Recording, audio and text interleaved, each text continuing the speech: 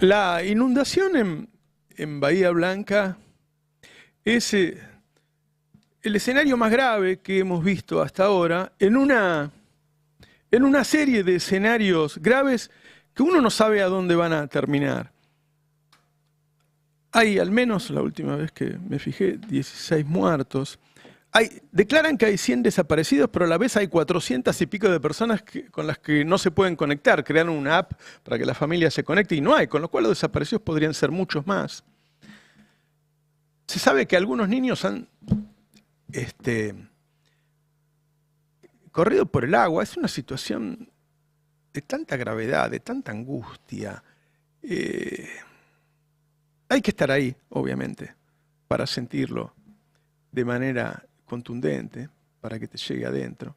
Pero vieron que cuando se trata de tu país, cuando se trata de tu lugar, todos sufrimos, no es lo mismo cuando cayó un avión en India, bueno, y pasás la hoja. Acá no. Acá el dolor, la angustia, el sentimiento es muy fuerte. Y la verdad que a mí me asombran algunas actitudes del gobierno, porque dice, prácticamente ufanándose de ello, que no los va a ayudar. Que no los va a ayudar. Ayer publicaba Jonathan Higuera, acá en el Destape, que es nuestro corresponsal en la Casa Rosada, ¿no? Dice, Milei monitorea la catástrofe desde Olivos, no fue, y no tiene pensado viajar a Bahía Blanca ni destinar más dinero a los damnificados. Después lo dijo Francos, o sea, lo mismo que publicó Jonathan Higuera, lo dijo Francos, creo que en Radio Mitre, no sé, a ver, ponelo. Obviamente el plan para reconstruir la ciudad en lo que haya que reconstruirlo es un tema que tiene que ver con el municipio y con la provincia. Esto es lo mismo que vienen diciendo desde que empezaron. Bueno, nosotros no tenemos nada que ver. O sea, uno no sabe para qué están ahí, ¿no? Se tiene que arreglar el municipio y la provincia. Ahora, no es así, pero ponele que fuera así. Yo creo que vean este tuit de Martín Barrio Nuevo, donde dice que al ministro Francos hay que decirle que la Nación retiene hasta el momento 750.000 millones de pesos, que son de las provincias, y que están pensados para estas emergencias. Es decir, dentro de los billones de pesos que le debe la Nación a las provincias, hay 750.000 millones que son para estas cosas.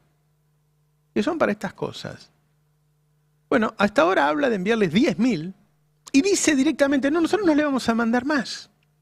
Es decir, a esa gente desesperada, porque además de los muertos, de los heridos, de los desaparecidos, hay gente que perdió todo.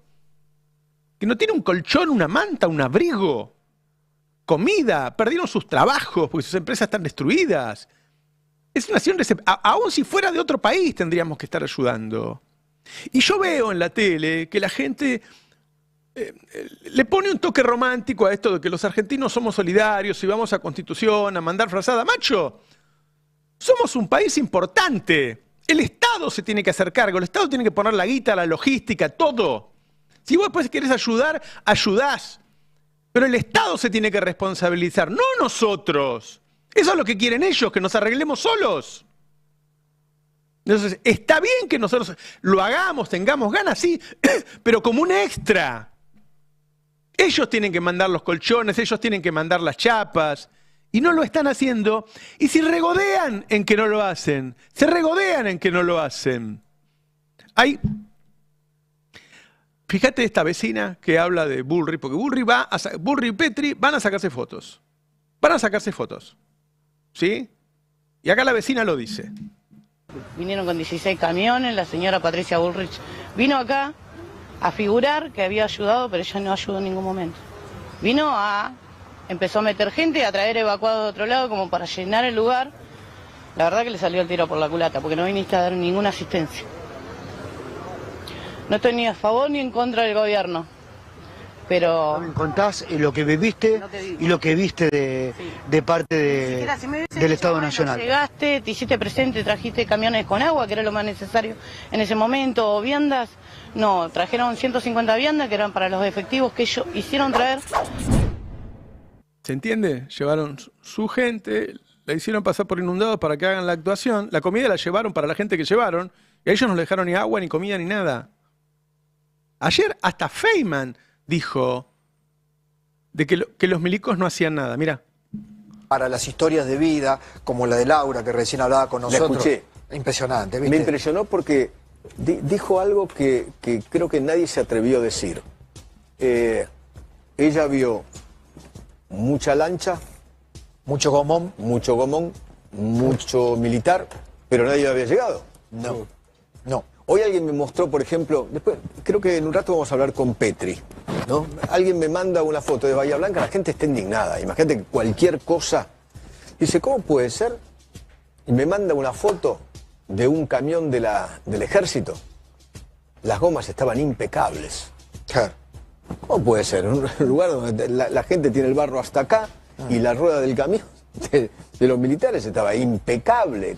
¿Cómo es la historia? Sí. Bueno, en el caso de Laura, Y Laura dijo, fueron kayaks. De a poco todos se van dando cuenta. Pero además, el Estado, en Argentina y en todos los países del mundo, o en la mayoría, tiene preparado, porque los desastres no son cosas que a veces suceden, son cosas que suceden. Todos los años hay incendios, todos los años hay inundaciones, estas cosas ocurren. Ahora, desde que asumió el gobierno, no había nadie designado formalmente al frente de la Dirección de Prevención y Reducción de Riesgos de Desastres. Ayer designaron a uno, míralo. Lo designaron después de que empezó la inundación. ¿Entienden? No tienen Estado. Eso es vivir sin Estado. Entonces, ¿la inundación hubiera ocurrido igual? Sí. Hubiera habido paliativos, hubiera habido formas de ayudar si el Estado estuviera funcionando. El Estado no está funcionando. El Estado no está... Vialidad frenó obras y echó a trabajadores clave para la reconstrucción de Bahía Blanca. El sindicato explicó ayer que Milei despidió a mecánicos, maquinistas, topógrafos, toda esa gente que es para reconstruir la ciudad. Los echó. Los echó. No solo no quiere dar guita para ayudar a reconstruir la ciudad. Echó a las personas que deberían hacerse cargo de... ¿O qué te crees que quién se va a hacer cargo de eso? ¿Quién lo hace? ¿La gente sola, como decía Milei? Bueno, que se hagan ellos el pavimento, que se hagan ellos las cloacas si las necesitan. ¿Sabes qué hizo el gobierno ayer? Lo de todos los días. Le mandó un WhatsApp a los periodistas que tiene pagos, que son empleados de ellos, para que hablen mal de la oposición. El día de la inundación, cuando tenés que estar hablando de la inundación, ellos hablaban y echaban la culpa a los que estuvieron antes. Empezá con Viale, mirá. Muy dolidos Sí. y angustiados con lo que está pasando. Qué locura, ¿no? Y recién hablábamos fuera del aire también del tema de la solidaridad de la gente, que es impresionante. Es maravilloso, Y maravilloso. que ahora hay que coordinar todo eso, ¿no? Sí. Porque... Cómo brota, ¿no? Cómo aparece ese gen, por así llamarlo, argentino, ¿no? Sí. Cuando parece estar todo destruido, todo roto, aparece lo más del fondo del alma argentino, las ganas de ayudar. Y también el caranchismo político, que a Sí. mí me molesta y mucho. Me molesta y mucho, estuve viendo declaraciones, ¿no? Grabois, tratando de HDP, imbéciles, idiotas, no tienen ni idea cómo manejar el tema. La expresidente diciendo a Milei, estás con el agua al cuello. Hoy escribió, ¿no, Cristina, sobre... Sí, sobre la el metáfora tema hoy Bahía? cambió un poquito, pero ayer había escrito lo del agua al cuello. Es decir, para Ayer, ellos el perdón, tema es Majul, Cristina. Lo mismo hizo Majul, ¿no? Majul hizo lo mismo, ¿eh? Voy a hablarte ahora de Los Miserables. Miserable, según el Ahí están los que están en diccionario YouTube, de está la cara de Real Grabois, Academia de Española, Cristina, de significa Kicillof. Para canalla, Majul, el tema del día son abyecto, Cristina. No es la inundación, no es que no están aborrecible, mandando guita, que no están mandando despreciable, colchones, que no están rastrero, ayudando, que están dejando que el intendente o el gobernador se arreglen solos, sino... Y, ¿por qué me preocupa esto? Porque el gobierno, en vez de estar ocupándose de eso, está ocupándose de mandarle WhatsApp. A todos les mandan el mismo WhatsApp y tipos que tienen 40 años de la profesión leen un WhatsApp y dicen lo que le dice que digan. Y ni siquiera disimulan, porque en todos los canales están diciendo lo mismo. Míralo a Rossi. Oportunistas, ventajeros, con la de la gente. De esto hay mucho. ¿Para qué citar ejemplos, no? Por ejemplo, Cristina Fernández de Kirchner estaba más preocupada hace 48 horas por el Che Milei. ¿Qué te pasa con el Fondo Monetario Internacional? Que se ve que alguien le dijo, pero Cristina, la gente está en otra. Todos dicen lo La mismo. gente está Es decir, el toda- gobierno se está ocupando, en vez de la inundación, de decirle a sus empleados, operadores mediáticos, que le echen la culpa a Cristina. Ahora, entre las cosas que han hecho fue desarmar Telam. Por eso, todos estamos hablando de una inundación, y hay un montón de inundaciones en este momento, que la gente ni se entera de lo que está pasando, porque desarmaron el único aparato de medios que te cubría todo el país. Ahí les vamos a mostrar, fíjense las imágenes, los que están en YouTube, el desastre que hay en los distintos lugares. Eso era en Salta. Inundaciones. Miren lo que es eso, ¿eh? Miren lo que es eso. Está bajo el agua Salta. Miren, eso parece las cataratas del Iguazú. Así está Salta. ¿Alguien se enteró? ¿Alguien lo sabe? No. Porque ¿sabés quién hacía esto? La gente de Telam. ¿Lo sacaron para ahorrar o lo sacaron para que no nos enteremos? Y está el país destruido, que no es la culpa de Kicillof, del intendente de Bahía Blanca, que en todo el país estamos así. Mirá Tucumán, mirá ese auto, mirá Tucumán, mirá, parece las cataratas, mirá lo que es eso. ¿Lo viste en la televisión eso? No. No le están contando a la gente que la inseguridad crece en todos lados, que las inundaciones crecen en todos lados, que el Estado está ausente en todos lados. Y ponen a esos tres tarambanas, operadores mediáticos, a echarle la culpa a un gobernador que es al que le tienen miedo. ¿Tenemos alguna provincia más para mostrar? Los desastres están en todo el país, ¿eh? Esa es una garrafa incendiada. Y esto es Jujuy. Miren la cantidad de agua, ¿eh? Esto es el cambio climático, macho. Esto es el cambio climático. Mirá esas calles que parecen un río. Parece un río, es una calle eso. Es una calle. Es un desastre lo que está ocurriendo en el país porque no hay Estado. Porque no hay Estado. Y entre las cosas que no hay,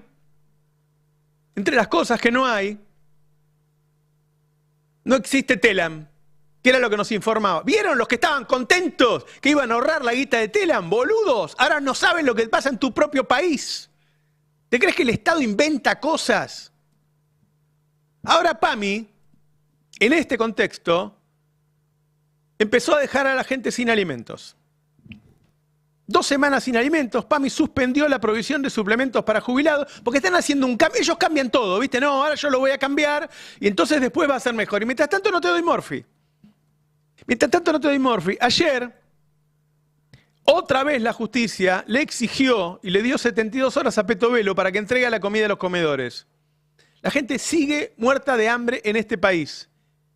La indigencia es mucho más alta que lo que dice el INDEC. Indigencia es hambre y no entregan comida. Ayer Fer Soriano, nuestro compañero, pasó por una fila de Cáritas para que den comida y tuiteó la cola. Miren lo que es eso. Eso es acá, en Capital, en Almagro. Sacá el grafo, por favor. Así ve la gente.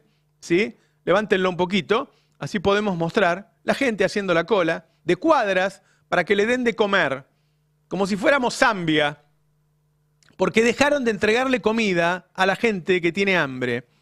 En ese contexto ocurre una crisis financiera gravísima que veníamos anunciándole hace mucho tiempo acá. Y ayer se destruyó la bolsa, se destruyeron los títulos públicos, hubo una presión fortísima sobre el tipo de cambio. Ahí está, otro mal día para los mercados globales. La bolsa porteña se hundió más de 6% y el riesgo país superó los 720 pesos. Ahora, vamos directamente a lo que firmaron con el DNU. Están tan desesperados, que todos los días hacen algún anuncio del FMI, pero el FMI no firmó nada. Y ahora sacaron un decreto de necesidad y urgencia, en donde aceptan que la situación es muy grave. ¿Qué quiere decir muy grave? Que quedan muy pocos dólares para mantenerlo a 1.000 pesos.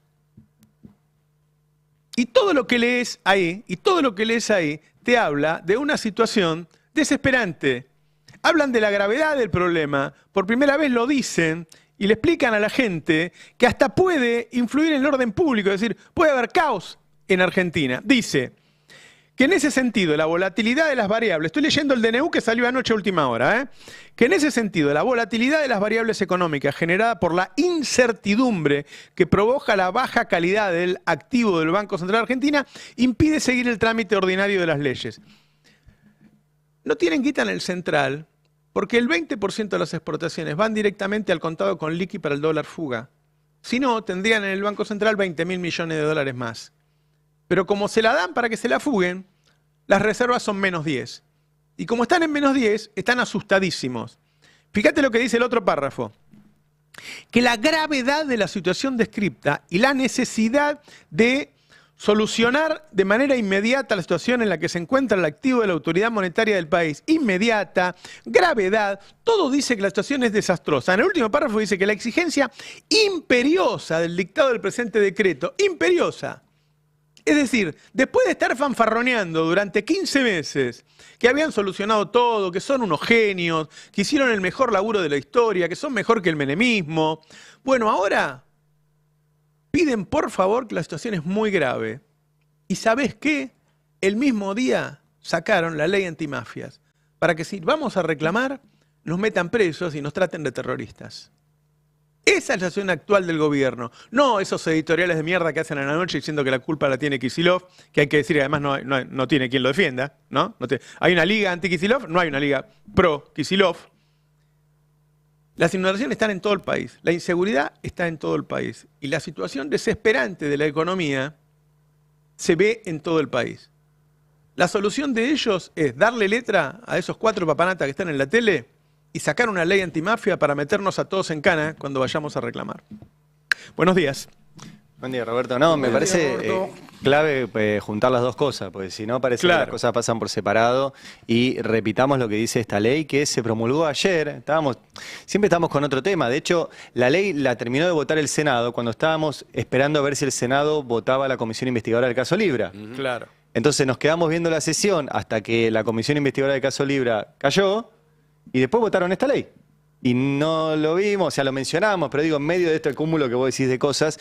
Y esta ley, básicamente lo que dice es Cuando lo dijo Nico Lantos el año pasado, me acuerdo. dijimos que no podía ser, que estaba equivocado, porque era aberrante, era tipo dictadura. El proyecto. El proyecto. Claro. Dijimos, esto no puede ser que alguien lo vote. Claro. Bueno, lo votaron un montón de diputados y de senadores, muchos de ellos incluso abogados, que saben que esto no pasa ningún control de constitucionalidad, porque como vos decías antes, si vos tenés una definición tan vaga que dice 3 personas que se junten en algún lado pueden ser una organización criminal, somos 6. 2 organizaciones criminales podemos tener acá. Esa es la definición que toman ahí. Eso es contra las manifestaciones, es decir, que no puede haber mucha gente junta. Por eso la dictadura había hecho eso. O sea, en la dictadura vos no te podías. Después cuando al final nos manifestábamos, pero vos no podían ir más de 2 personas juntas, por eso las madres eran 2, y circulaban porque no podías quedarte quieto, porque lo que estaba prohibido era protestar. Claro. Recordemos que en la ley de bases habían incluido un artículo que después se cayó, que básicamente prohibía, tenías que pedir autorización al gobierno para tomar mate en una plaza. Claro. Lo que hacen ellos es, te meten la cuestión del narcotráfico, que fue la excusa para esto. O sea, esto dijeron, tenemos un problema en Rosario, tenemos un problema en Rosario. Tenemos que hacer una ley que te permita hacer en Rosario lo que hicieron en Estados Unidos y qué sé yo, sí. Entonces te meten... Bueno, que lo hagan en Rosario. Claro. Sí, pero lo increíble es que en el medio de meter lo del narcotráfico, metieron todo lo otro que ellos consideran delito. Claro. O sea, en la misma ley dice, vamos a perseguir el narcotráfico de la misma forma que vamos a perseguir a una persona que protesta. Claro. Y no es lo mismo. No, usan el paraguas del terrorismo. ¿Te acordás que con la protesta de Jonathan Viale, con la protesta de la ley base, Jonathan Viale puso las fotos y los nombres de los jóvenes que había metido en cana? Y el presidente los acusó de un golpe de Estado. Él también. Él también, decía, son terroristas. Y además usan la palabra, digo, porque en la redacción legislativa, todos los que vemos alguna vez... mostraban el auto de Cadena 3 incendiado, que nunca se encontró quién lo incendió porque lo incendiaron ellos. Mostraron la atención de una persona en situación de calle a quien le adjudicaron tener una bomba lacrimógena. Claro. Que después se probó que no era ni propiedad de esa persona y que en tal caso era un rezago de la fuerza de seguridad. La sospecha ahí es que se plantó. Claro. Y esto es gravísimo porque si las fuerzas de seguridad van a funcionar como parte de un operativo de persecución, plantando elementos, cosa que hemos visto N cantidad de veces, bueno, es una sociedad absolutamente indefensa. No solamente por la ley, sino porque quienes debieran cumplir la ley la violan. Claro, Empezando por eso, por el propio presidente que nombra jueces en comisión. No, obvio. Pero digo, no hay Caputo sin Bullrich. Esa es para mí la definición. Entonces, no hay deuda del FMI sin Patricia Bullrich cagándote a palos para que no protestes contra la deuda. Y la redacción de la ley, quiero volver a mostrar una de las placas, la placa número 4, porque primero, no definen nada lo que es una organización criminal, pero segundo, presumen delitos. Perdón, la anterior entonces es la 3. Hay un momento donde dice, ahí está, artículo 3, exclusivamente a los efectos de... Esta ley se presume que existe vinculación con una organización criminal cuando se produzca alguna de las siguientes situaciones. La ley penal, para que se entienda, castiga delitos ya cometidos. Claro. O sea... No presume, ¿no? No presume, son delitos cometidos. Acá están haciendo, ¿te acordás la película esa Minority Report? Es una película donde tienen 3 tipos que supuestamente ven el futuro. Entonces saben que vos vas a cometer un delito y te detienen antes. ¿No? Se llama precrimen. Bueno, es un poco esto. Los tipos presumen que, por ejemplo, si vos sos parte de una organización criminal, sí te manifestás ante el Congreso. O te manifestás en la Plaza de Mayo porque dice a las autoridades ejecutivas. Claro. O te manifestás en Comodoro Pi o en tribunales. Presumen que sos parte de una organización criminal. Y cuando presumen eso... pueden abrir una investigación especial, así la llaman, y con esa investigación especial la policía te puede pinchar los teléfonos, te pueden detener un mes. Ellos presumen y entonces restringen, con esa presunción restringen todas tus libertades individuales y tus derechos constitucionales. La tuya y la de todos los que estén alrededor. Bueno, en las dictaduras entraban a un lugar y buscaban la agenda, que antes era de papel. Entonces entraban a la agenda y todo lo que figuraba en la agenda los iban a buscar. Sí. Pero además eso es peor, porque a todos los que están en la agenda los podrían acusar del mismo delito que le inventan y que presumen al que encuentran. Digo, voy a poner el ejemplo claro. Yo con esto no quiero generar miedo. Mañana no solo vamos a seguir convocando a la marcha, sino que vamos a ir. Ahora, esta ley dice que si convocamos a la marcha y si vamos a la marcha, nos pueden meter en cana a los que vayan, a los que convocamos, a los que estemos acá y a los que en algún momento participamos de eso y nos pueden aplicar por algún delito que van a cometer ellos con sus infiltrados. Es que hay un punto clave, no hay que tener miedo, porque esta ley en realidad lo único que hace es poner en papel lo que Bullrich ya venía haciendo. Claro. Lo que pasó el día que se trató la ley de bases en el Senado es lo que dice en esta ley de tenerte preso 15 días sin ningún tipo de causa. Estuvieron presos 15 días. Estuvieron presos 15 días. Los metieron presos por participar pacíficamente de una manifestación donde otro cometió un delito. Digo, lo que se está haciendo es legalizar un modus operandi que ilegalmente venía aplicando Bullrich, y no solo ahora. Si uno mira con lupa lo que es la actuación de las fuerzas de seguridad durante el gobierno de Macri, con Bullrich también como jefa del Ministerio de Seguridad, también se daban las mismas características. Bullrich lo que está haciendo acá es, digo, darle fuerza de ley, entre comillas, porque es absolutamente inconstitucional, no debería tener fuerza de ley, debería haber un juez ya mismo o antes de la marcha de mañana frenándolo, pero por lo menos hacer que el Congreso vote. O alguno de los 100 diputados y 34 senadores que tiene supuestamente la oposición. ¿En qué andan? Algunos lo votaron. Vos pensás que es algunos lo votaron, es peor. Un país sin un Congreso que funcione, es una farsa. Los de Loredo, no hay, digo, decimos de Loredo, la verdad es que la mayoría son así, y creo que las excepciones están todas en Unión por la Patria. Una justicia que no funciona, una corte que no funciona, y la mayor parte del sistema periodístico que no funciona. Ayer veía, ahora lo vamos a poner a Trebuch hablando con Adorni, diciendo que es normal el falso vivo, justificando lo que había hecho Majul. Claro. Me gustaría de todas formas... Se llama falso porque es falso. Sí. Claro. Ponelo, a ver, ponelo un segundo. No. Me parece una p*** igual eso, pero bueno, qué sé yo, cada uno que diga. No, que el falso vivo existe y forma parte del periodismo. Yo he hecho un montón de falso vivo. ¿Cuál es el problema? Sí, yo también. Yo he hecho programas de radio grabados enteros, falso vivo, porque no sé, me iba de viaje. ¿Y cuál es el problema? A ver, vamos a explicar porque por ahí la gente no entiende. Una cosa es una nota grabada. Yo vengo acá y digo, hoy a la tarde estuve en la Casa Rosada con el presidente de la Nación. Eso no es un falso vivo. Yo ya te estoy diciendo y te estoy advirtiendo, hablé 2 horas, de esas 2 horas tuvimos esta media hora que ahora te la voy a mostrar. Y vos ya sabés que la edité yo, ¿sí?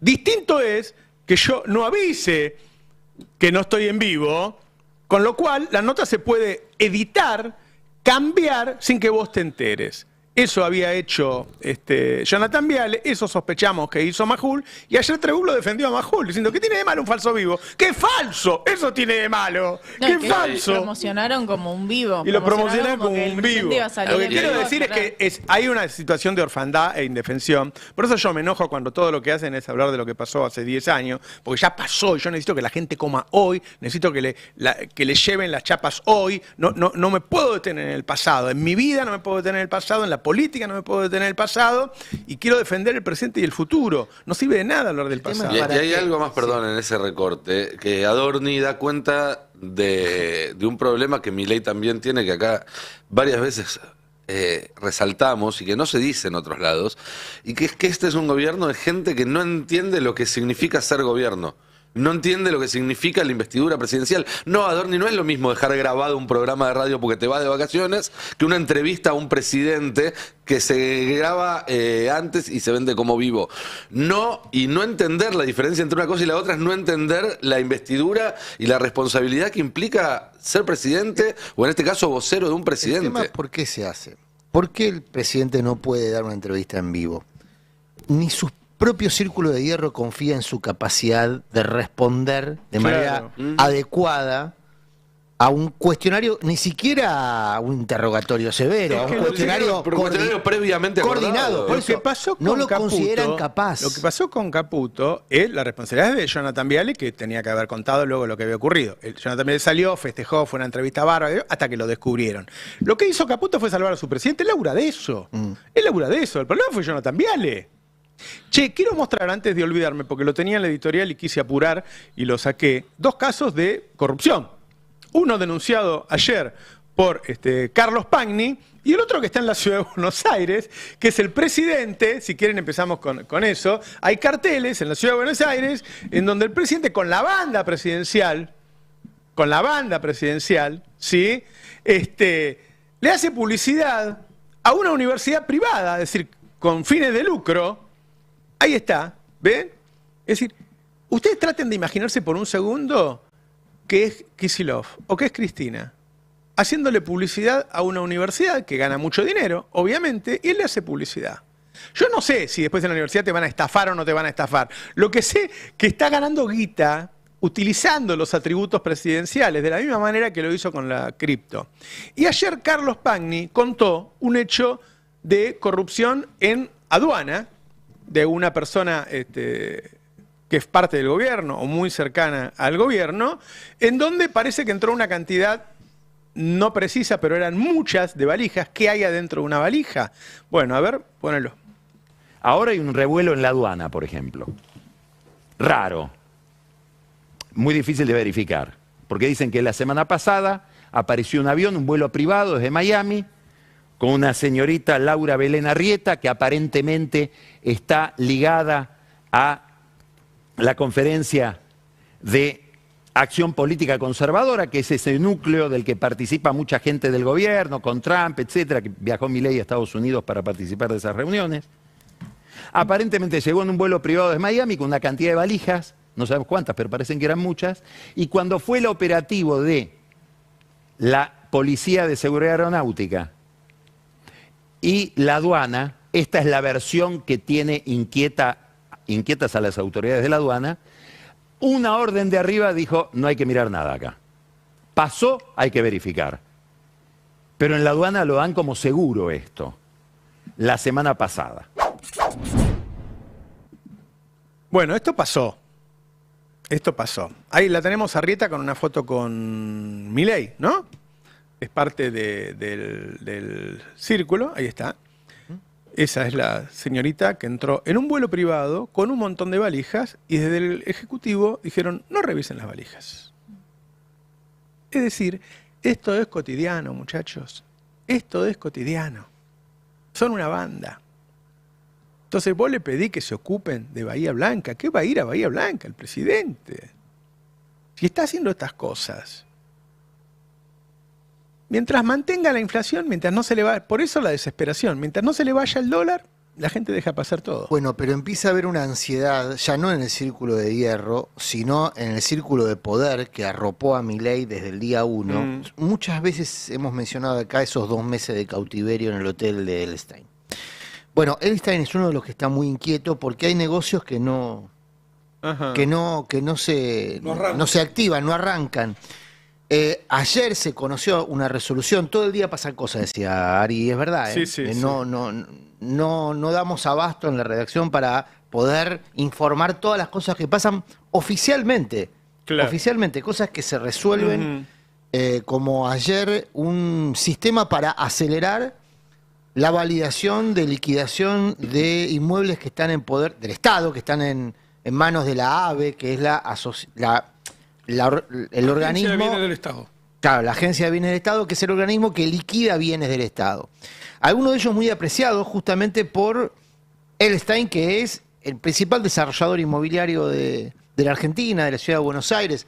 Hay 2 edificios emblemáticos dentro de la AVE, uno está en la zona de Barrio Norte, Recoleta. Son propiedades del Estado muy apreciados para hacer desarrollos inmobiliarios. Algunas ya se liquidaron el día antes de Navidad. Sí. ¿Se acuerdan que lo contamos acá? Ahora, ¿qué es lo que se resolvió ayer? Que los bancos públicos puedan participar de la evaluación para acelerar el proceso. Los privados. Perdón, los privados. Para acelerar el proceso. Empieza a haber una inquietud en los sectores de poder que rodean a Milei porque empiezan a ver que Milei pierde, se descascara. Y esto, por ejemplo, lo marca con mucha nitidez la encuesta de Atlas, que ayer creo que mencionábamos acá y fue viral en los ámbitos políticos. La encuesta de Atlas marca una caída muy pronunciada de Milei, la imagen de Milei, de 10 puntos. En muy poco tiempo, en un verano, asociado al criptoescándalo que recién arranca. Criptoescándalo, recién se van conociendo detalles de cómo se organizó esa estafa. Vos ibas a mencionar otro escándalo de corrupción o de corrupción a cielo abierto, que es el presidente participando con la banda presidencial de la promoción de una beca de un instituto privado. Corrupción y de nuevo lo mismo, no entender qué significa esa banda presidencial, ¿no? Yo creo que lo entiende. Lo entiende y por algo se la puso, ¿eh? Pero además va de la mano del de financiamiento de la universidad pública. Sí, por un lado te sacan recursos de la universidad pública, te dicen que no vayas ahí, y por el otro lado te está vendiendo la universidad privada. Imagínate, y hagan el esfuerzo de imaginación, ¿no? Decir, bueno, que ahí está Cristina. Eso sería la tapa de Clarín, pero todo. ¿Saben lo que son las letras de guerra? Las que se utilizan solamente en los medios, están guardadas por si un día sucede algo. Y bueno, entonces vos todo el diario son esas letras. Bueno, así sería si la que lo hubiera hecho hubiera sido Cristina. Para darse en cuenta el nivel del periodismo hoy, que con la gente tapada en un gobierno que dijo jamás voy a hacer obra pública, la gente tapada de agua, se está muriendo y los medios hablan de Kicillof. ¿Puedo disentir un cachito? Porque en realidad no es el nivel del periodismo, es que esos medios no son periodísticos. O sea, que el medio es simplemente un lugar para garantizar otros negocios. A Cristina le pegaban porque les tocaban los negocios. Claro. O sea, Cristina no les permitía hacer las cosas que hacen. Hoy yo no sé cómo anda la pelea Clarín-Gobierno, pero hoy la tapa de Clarín parece que la redactó Adorni. Sí, la redactó Adorni. No sé si, perdón, les tiro un ladrillazo, pero... No tiene capacidad Adorni para... No, pero parecía, a ver, Adorni por decir, parecía hecha por el gobierno, la tapa, porque le echaba la culpa al kirchnerismo del pedido de plata al FMI. Dice que le pide la plata al FMI para tapar lo que hizo Cristina. El gobierno usará el préstamo del fondo para pagar la deuda con el Banco Central que dejó el kirchnerismo. Pasó durante la gestión de Cristina. Sí, boludo. El título debería ser Caputo pide más deuda para pagar la deuda que pidió Caputo, ¿no? Claro, exactamente. Claro. Es una mentira absoluta. Es una mentira. Claro, porque en el decreto... Pero porque detrás no hay periodismo, hay negocios. Pero y fíjate... el medio es simplemente una unidad para garantizar otros negocios. Pero la gente cree que es periodismo. Sí, pero ¿cómo se estructura esa narrativa, ¿no? Este invento? En el decreto se habla de una operación de facilidades extendidas con el fondo destinada a lo que viene diciendo Milei, cambiar deuda por deuda intraestado para sanear el Banco Central y todo el biribiri de que eso colabora con la estabilidad. Y después incorpora este elemento, que es la coartada que después llega a la tapa de Clarín. Claro. Que es el refinanciamiento de la deuda, del acuerdo de deuda que hizo Guzmán por 4 años. Ese elemento está en el decreto, no se había mencionado antes, pero es la coartada que le permite a Clarín titular de ese modo. Entonces no se sabe Igual, si es el huevo o la gallina, digamos. es raro igual ¿Quién porque- escribe el decreto? No Pero quién Guzmán escribe no la era tapa de kirchnerismo, Clarín. de hecho el kirchnerismo votó en contra. Pero para Ari, lo que yo estoy preguntando es quién escribe el decreto, no la tapa de Clarín. No, ¿Qué se bueno. escribió primero? ¿El decreto o la tapa de Clarín? No sé. Bueno, Te digo que ¿entendés, no- ¿entendés lo que yo estoy te digo que planteando? no sé. Lo que yo estoy planteando es el nivel de autonomía del gobierno, incluso para sus propias decisiones estructurales, está muy limitado Ahí lo estamos mostrando. por el mirá. sistema de poder. ¿Qué se ¿Viste? escribió primero? Se estaban- ¿La coartada o la tapa? Hoy arranca Expoagro, justo. Sí. Ya Acá dijimos, nomás. ya Acá dijimos. nomás, ¿cómo acá nomás? No, perdón. Me equivoqué, tuve un lapsus. Ah, acá en la rural, pero Acá está en la rural. Expoagro No, que en San tiene Nicolás. San Nicolás siempre, No, que tiene como Va rotando por toda la ¿Va Milei? provincia. No sé si va todavía. No está, va a Chile hoy al final. Bueno, menos algo mal. se logró. Pobrecito, se tuvo que bajar. No, decía, dijimos varias veces que esta deuda debería no ser reconocida. Si el FMI vuelve a darle de manera ilegal a la Argentina deuda, debería haber un sector político que diga, miren que si nosotros volvemos al poder, no lo vamos a pagar. Me pregunto, ante la flagrancia de la ilegalidad en este caso, porque el anterior fue ilegal, pero si se quiere, más disimuladamente, pero fue ilegal, si no habría que salir a decir, fondo, mirá que si vos le prestás ahora a este gobierno, no vamos a reconocer esta y vamos a desconocer la anterior, porque forma parte de una misma secuencia de ilegalidades. Sí, habría que ser. ¡Basta! Claro. Porque si no, nos van a seguir tomando de boludos y cada generación nos van a volver a poner el grillete. Claro. La abogada Bettina Stein, que fue la que generó la quiebra de Macera en los juicios que le hizo por su participación en la dictadura, presentó ya una causa contra Macri por la forma en que se tomó y ya advirtió que van a ir contra este acuerdo porque Pero este eso lo DNU tiene- es totalmente ilegal. Pero no sé cuál es esa, pero hay una causa judicial por la deuda del FMI de Macri. Es la que la de La tiene, no, pero la tiene Capuchetti hace años. está totalmente planchada. Tiene el informe de la Auditoría General de la Nación Sí. que dice que todo fue irregular, que no hubo expediente, que los dólares no se incorporaron al presupuesto, de que se violaron todos los procedimientos administrativos, no intervino el Banco Central. La firmó Caputo que no podía firmarlo, o sea, una cantidad de irregularidades. Y Caputo lo vuelve a hacer porque está impune. Fue Comodoro Pi y la jueza Capuchetti, que es una jueza que nombró Macri, decidió que esto no se investigue. Bueno, pero ahí tenés al Poder Judicial. Vos, además de los problemas que podemos encontrar en el Poder Judicial, vos como oposición le podés dar un mensaje, que es un mensaje político al Fondo Monetario, diciendo, mirá, yo no me voy a comer 2 excepcionalidades, pues ya nos comimos una, la primera, un préstamo extraordinario. Argentina sigue siendo el principal deudor del FMI. Yo, Fondo, te digo, termina este gobierno, se desconoce esa deuda porque no es legítima. No es legítima porque por más que sea un gobierno democrático, no puede ser una segunda excepcionalidad. ¿Cuál sería la excepcionalidad? ¿Qué explica esa Bueno, excepcionalidad? el No, fondo nada. ya aclaró de que el gobierno argentino no necesita la ley, ¿no? El fondo ya le dio el paraguas al gobierno para que el pueda gobierno, avanzar. el gobierno en el mismo discurso te dice que están pasando el mejor momento de la historia y inmediatamente te dice, está la gravedad que necesitamos sacarlo por DNU.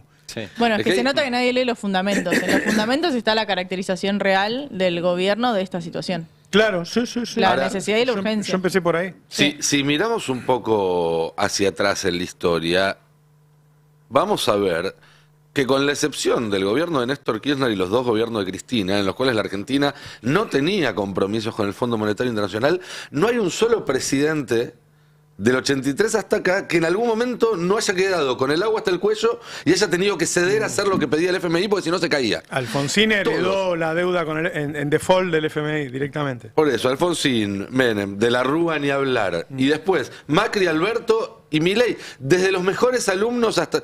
Todos en algún momento, si está el FMI, en la Argentina terminan con la bota del FMI arriba del cuello.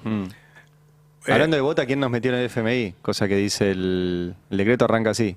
Había... La dictadura. Claro. Una vez Cristina dijo, salimos por el 2x1 y no salimos por el FMI, que era también muy grave. O sea, cuando Macri nos volvió al FMI era un hecho muy grave que sabíamos que nos íbamos a bancar muchos años. Pero hablemos del Entonces lunes vamos a negro. salir ahora, ¿no? ¿Eh? Entonces vamos a salir ahora. Vamos ¿No? a ver. ¿Aprendimos del error? Vamos a ver. A ver, hay lío en Estados Unidos, porque Trump es un elefante en un bazar, y eso genera ruidos en otro lado. Ahora, la bolsa de Brasil cayó 0,4%. La Argentina cayó casi 7% con acciones que cayeron el 11%. Es decir, claramente está mostrando una situación delicada. Sí, a ver, primero, en Estados Unidos hay una situación de pre-crisis. Todos los indicadores, todas las encuestas que van anticipando, la opinión de los formadores de mercado están anticipando una recesión en Estados Unidos. Cuando después van a analizar y dicen, bueno, no, capaz que se da, capaz que no se da, hay mucha incertidumbre. Lo único claro es que la economía de Trump fracasó. Primero 2 meses de gestión de Trump generó un caos en toda la economía de Estados Unidos que pocas veces hay antecedentes que lo estén reflejando. Y eso obviamente se traslada a todo el resto del mundo y en especial a los mercados emergentes. Por eso ayer se devaluó el real, por eso hubo caída en todos los mercados bursátiles de la región.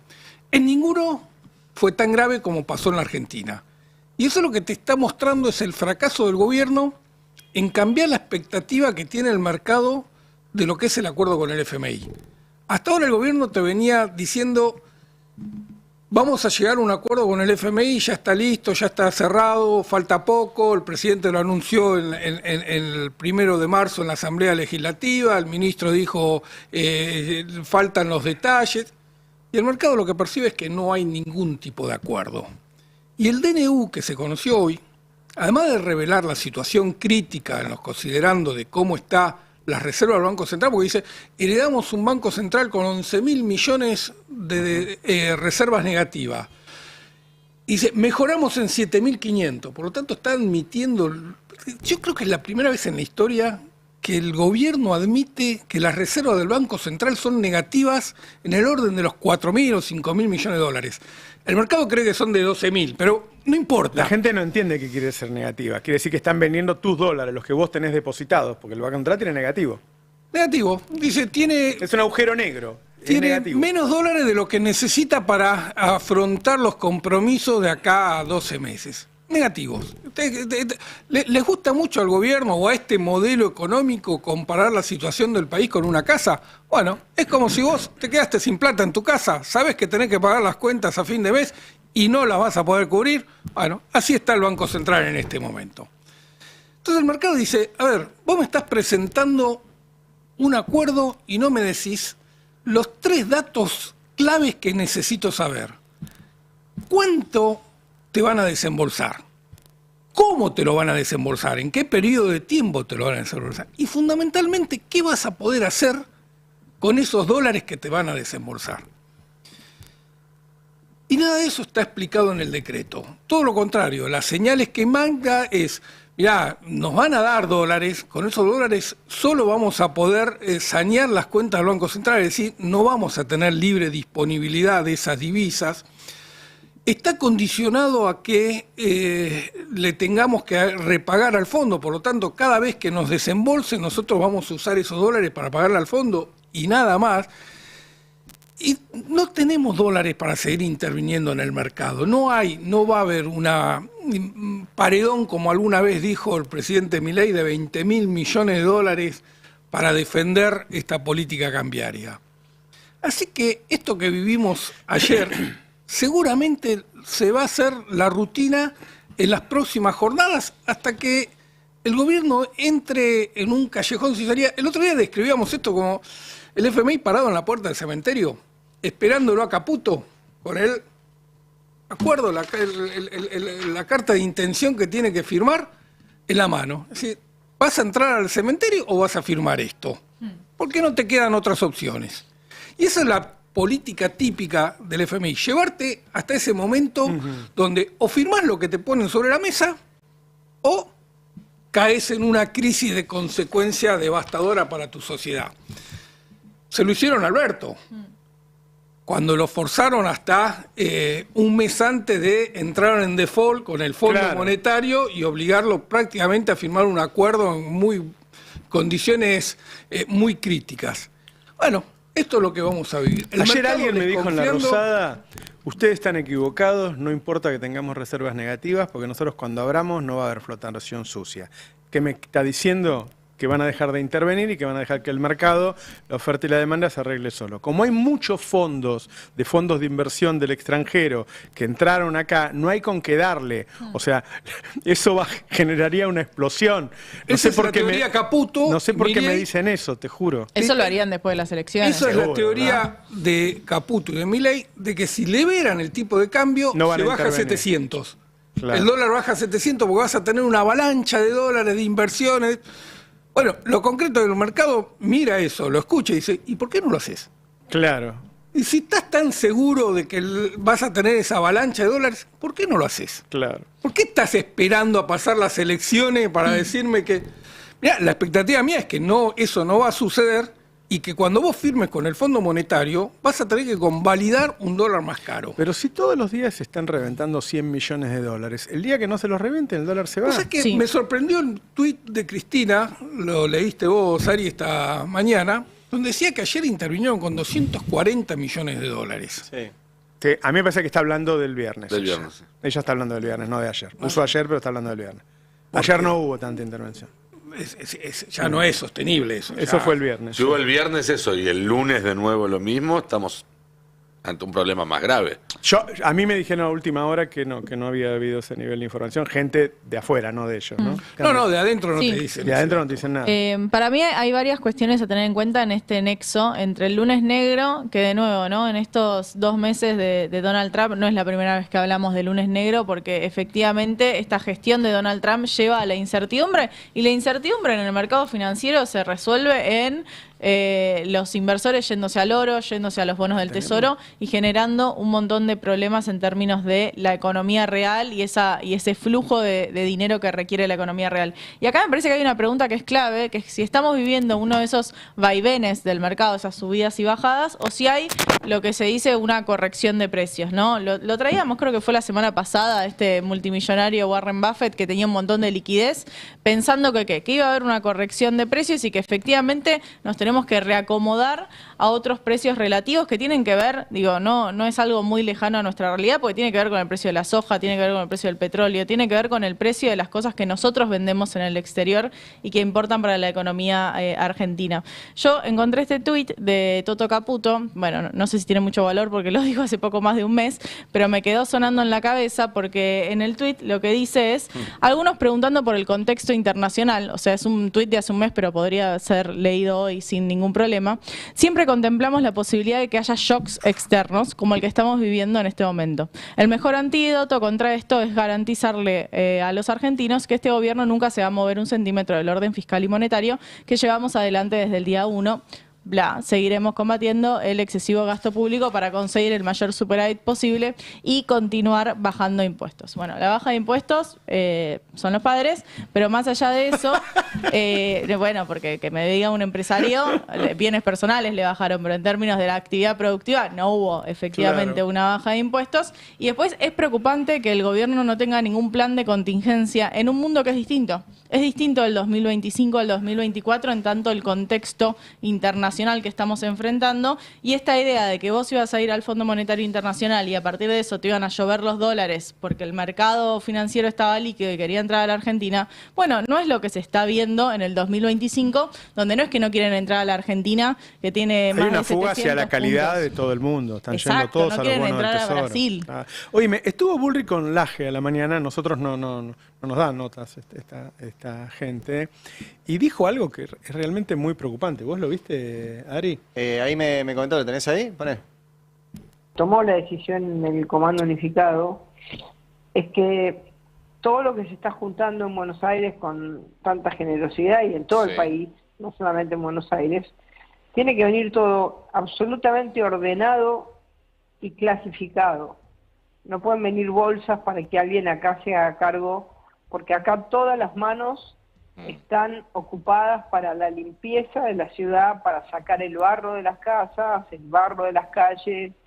Entonces es muy importante que todo lo que venga total y absolutamente clasificado, si es ropa por edades, por tipo de ropa, todo rotulado, para porque si no, el desorden que hay acá, producto de lo que pasó, necesitamos ayudarlo con orden. Acá, primero, es el Estado el que se tiene que hacer cargo de los desastres. Es el Estado. Es el Estado. Vos tenés que ir a tu casa a trabajar, qué sé yo, con los impuestos que pagas, el Estado tiene que hacerse cargo de lo que pasó. Segundo, si el Estado no lo hace y la gente quiere donar, el Estado tiene que poner un sistema de organización que lo ponga acá, si allá molesta, que lo ponga acá, y que etiquete y lo mande. Porque si el Estado no va a poner y tampoco nos va a ofrecer gente para que nos organice, ¿para qué mierda está el Estado? ¿Para qué tenemos un jefe de Estado? No tengamos más. No tengamos más jefe de Estado, ya está. Los argentinos no les gusta, no tengamos más. ¿Para qué vamos a elegir un jefe de Estado si no tenemos Estado, muchachos? Te va a hacer like Elon Musk. Porque está en esa. Ahora, pero para una cosa de eso, porque, a ver, yo que hablé estos días con gente que se dedica a esto y cuando hablas con Defensa Civil, está buenísima las donaciones de todo el mundo. Ahora, efectivamente, qué sé yo, está Marco Di Palma agarrando un camión, pasando por lugares y yendo a Bahía. Está buenísimo, es como una odisea. ¿Sirve? Es un tema, porque vos llegás con un camión lleno de cosas que no sabes qué hay, que no están clasificadas, y tardás más tiempo allá y todo en clasificarlas que lo que sirvió eso. Tampoco sabés si es efectivamente lo que sirve. ¿Por qué no organiza acá? Exactamente, por eso. Ahí la cuestión es que desapareció el Estado, entonces la gente dona lo que se le ocurre que puede servir, lo meten en una bolsa y lo mandan para Bahía. Lo que tendría que hacer el gobierno es hacer un listado de qué cosas efectivamente se necesitan, cómo hay que traerlas. En general no se necesitan más cosas, se necesita plata y que haya una compra centralizada de Yo las tengo una cosas. cosa. Ellos desarmaron todos los departamentos que hay, ¿no? No hay nadie ahora para hacer estas cosas. Los echaron. Por lo menos están los milicos. Yo hice la Colima. Tuve 15 meses, estás al pedo. Te levantás a la mañana, corres para acá, corres para allá. Todos los milicos están al pedo. No tienen nada que hacer. Bueno, clasificar ropa deben poder.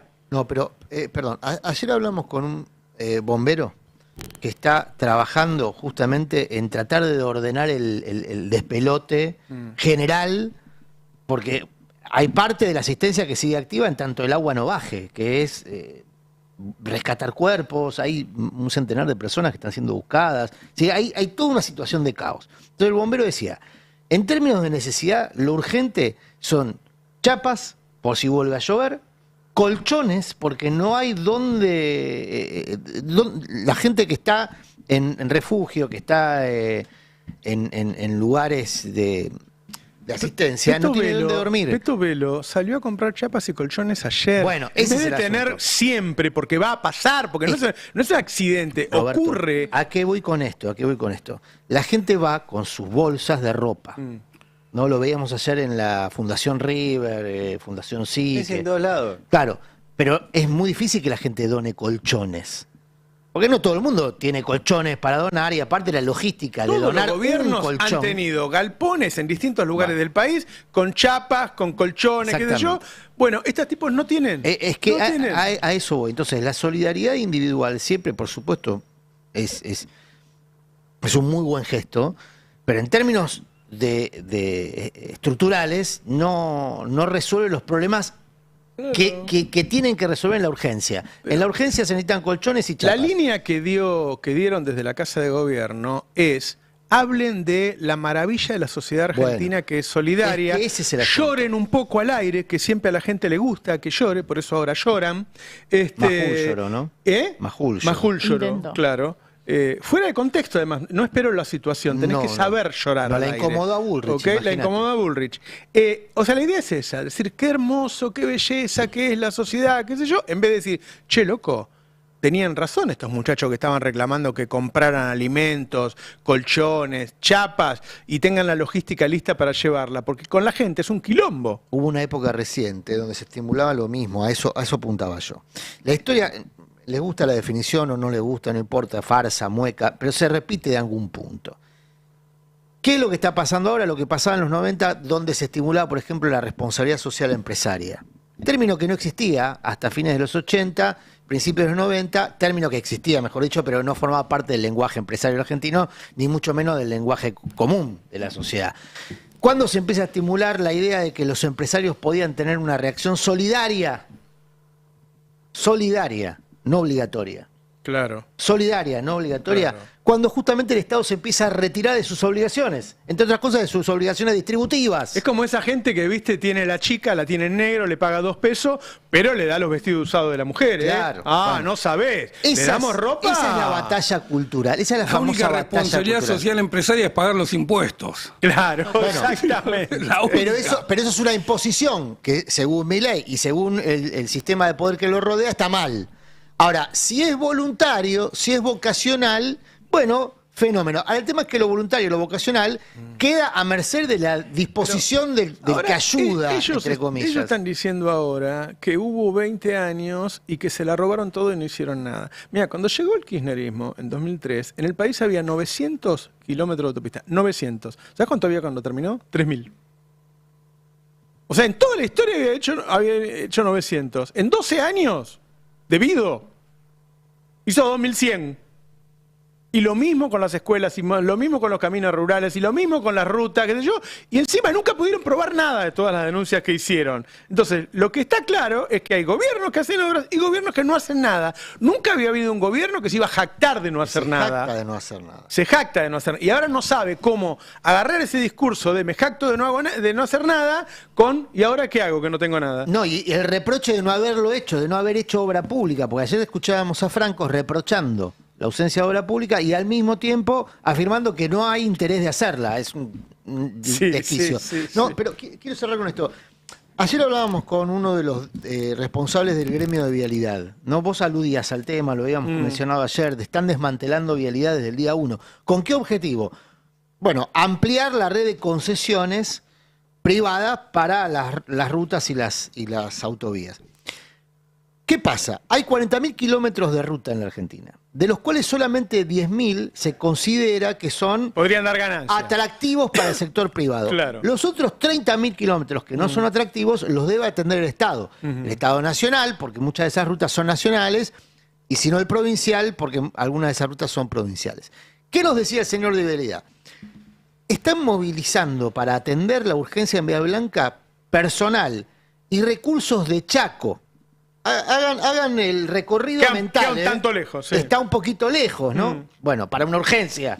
Para una urgencia. Entonces, ¿por qué se está haciendo eso? Bueno, porque se desmanteló ya no el sistema de emergencia, sino el sistema de mantenimiento. Y un dato del que se habla muy poco, y ayer cuando nos lo decía el delegado, que además, aparte es trabajador de Vialidad, es una verdad de perogrullo. Los canales aliviadores naturales de la ruta son las alcantarillas. Las rutas tienen alcantarillas que requieren de un mantenimiento intensivo. ¿Por qué? Claro. Porque a la vera de las rutas, en general, bueno, hay pasto, hay maleza. Entonces, se tiene que hacer un trabajo intensivo de mantenimiento. Intensivo es diario de mantenimiento. Eso requiere de personal, requiere de maquinaria. Vos decías, no tenemos ni personal ni maquinaria.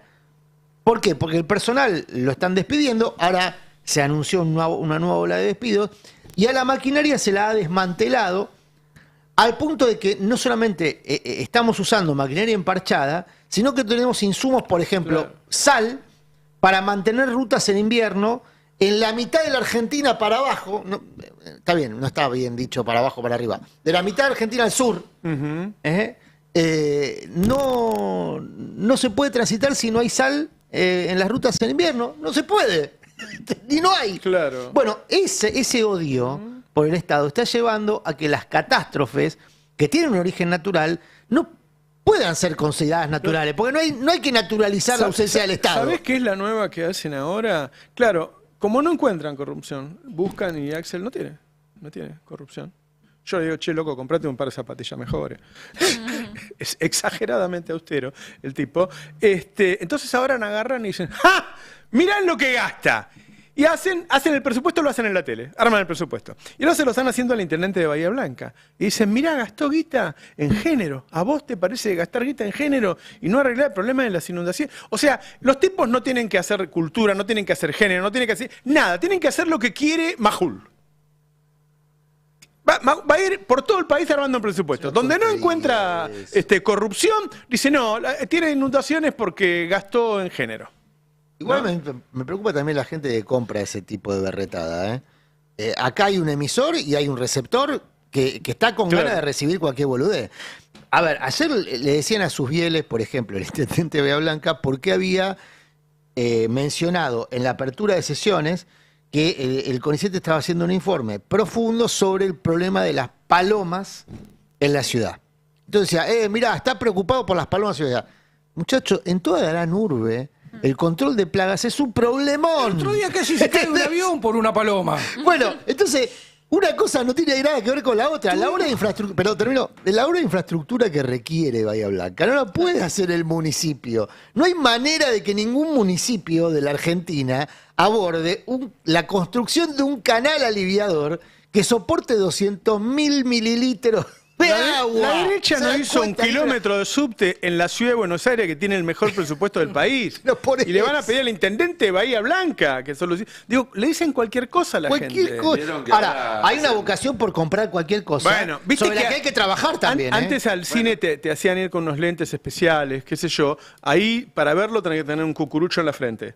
Si no, no se puede ver La Nación más. Tenés que tener un cucurucho en la frente. Bueno, pero eso está reflejando una situación social donde hay un sector de la sociedad que claramente no quiere ser solidaria, no quiere tener compromiso. Solidaria como corresponde. Como corresponde. Pagando los impuestos y que el Estado lo gaste en eso. No quiere ser responsable, además, están convencidos de que creen que pueden salir solos. Porque eso es lo tremendo. No es que no quieren ser solidarios, es que creen que que solo son mejores. Sí, que ser solidario es una debilidad. Estamos en la selva, gana el más fuerte y detenerte.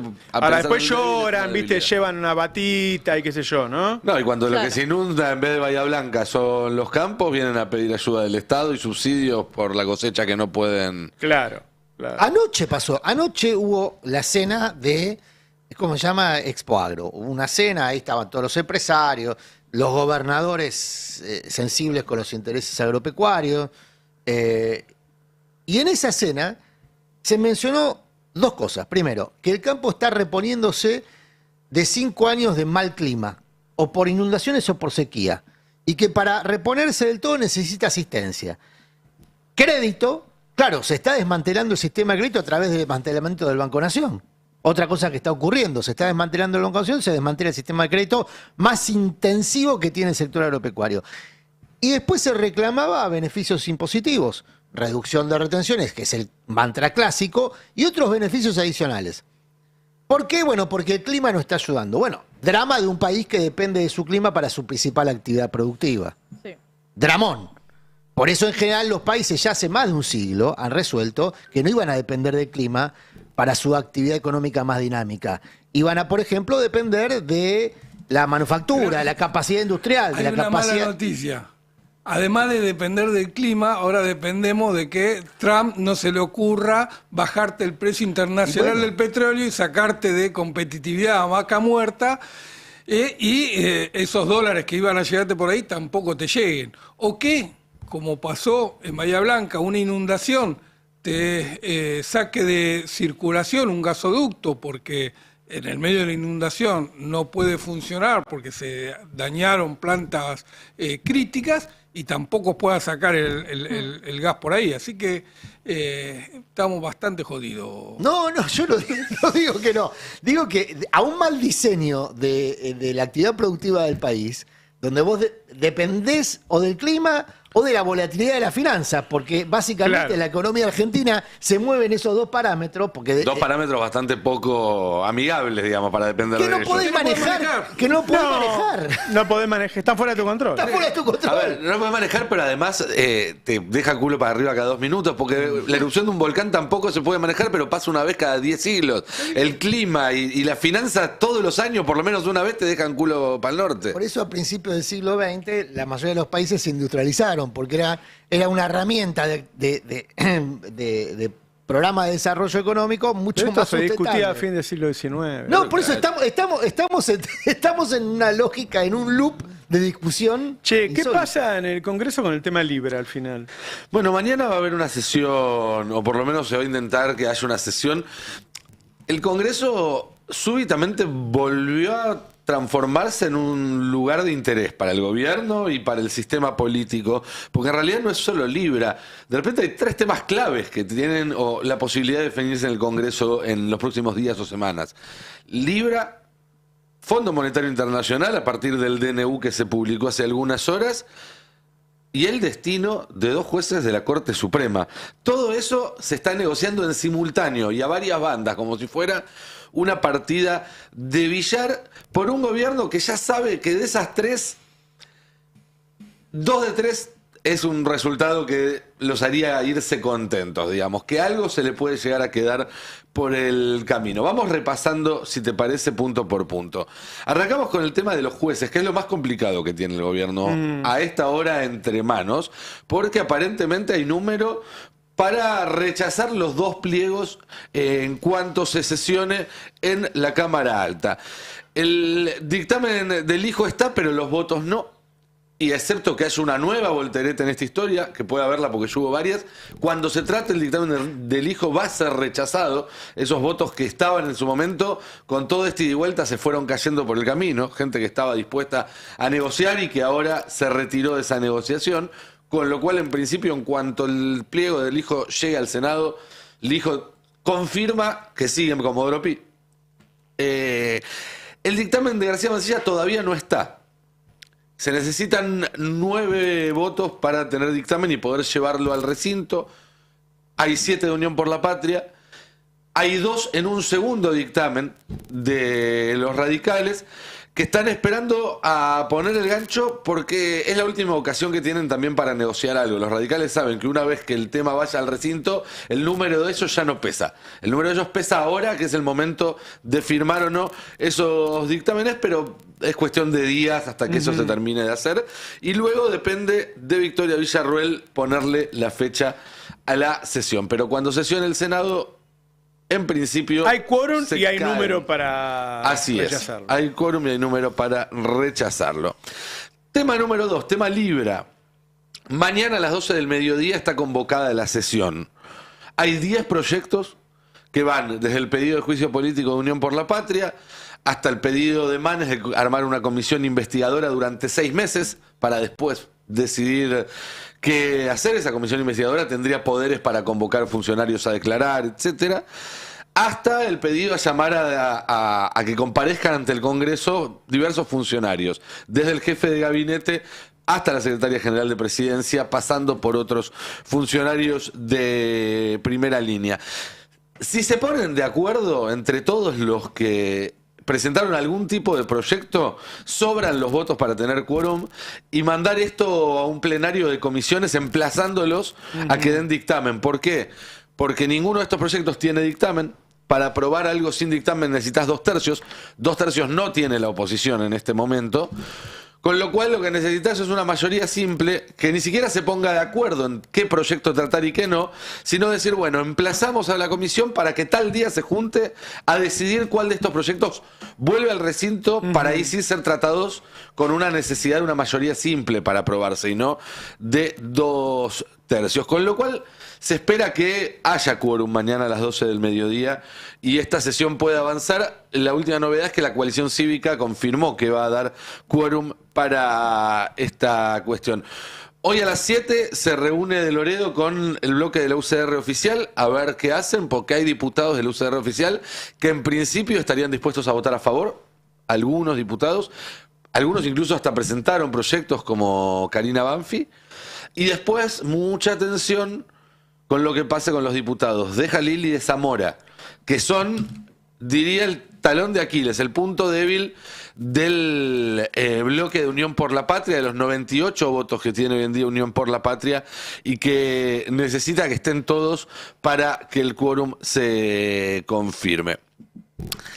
Y por último, está el tema del acuerdo con el Fondo Monetario Internacional, porque ustedes saben que los DNU deben ser tratados por el Congreso, que con el rechazo de ambas cámaras lo harían caer. En el Senado está el número para voltearlo. En el Senado ya hay 37 senadores que estarían dispuestos a voltear este DNU. Esto incluye a una enorme mayoría de los senadores de Unión por la Patria, pero también a Tagliaferri, a Lustó y a algún otro radical. ¿Qué pasa en la Cámara de Diputados? El gobierno cree que tiene los votos para bloquearlo en la Cámara de Diputados.